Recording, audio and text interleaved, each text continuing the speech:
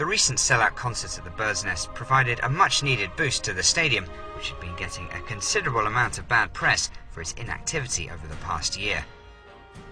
The star-studded lineup comprised singers Jay Chou and Song Zuying, Spanish tenor Placido Domingo, and pianist Lang Lang.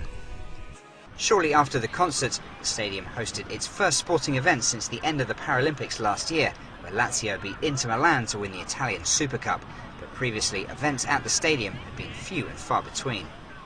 It costs nearly $9 million every year just to maintain the stadium, and that burden falls to CITIC, the management consortium that won the right to run the Bird's Nest for the next 30 years. CITIC says it plans to hold 10 major events there every year, as well as a host of other smaller events, an optimistic plan if the past year is anything to go by. Is 10 events in a year really viable? I think it's possible. 10 events is not very much for one stadium, but in the coming 5 years, the first industry for us is the tourism.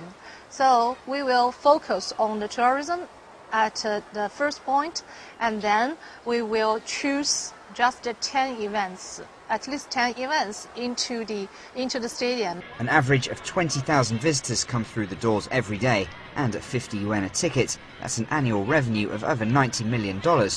Not bad for a stadium that's supposedly sitting empty on a daily basis. But the larger events need to attract at least 60,000 people to make them financially viable. What is the stadium more suited for? Is it sporting events, concerts, exhibitions, or any other use? Firstly, it should be a brand. It should, for example, the Italian Cup. The two teams are very famous in China, so they present a very famous brand. As well as the revenue from major events and daily visitors, CITIC plans further income from the box seat level, which will house a number of restaurants and is looking to tie up various sponsorship deals. Visitors to the Olympic Green say they're also keen to see the stadium used to its full potential. The Bird's Nest is part of the heritage of our country and the Olympics. I think all big concerts, performances and sporting events should be held here. After the Olympic Games, we need to make full use of the Bird's Nest and use it to let foreigners know more about China. It may be very cheap to lay down grass for a sporting event, but the major concern is it takes a full month for it to bed in and grow properly beforehand, and that could be a concern if they plan to have 10 full events here every year. Mark Dreyer, BON.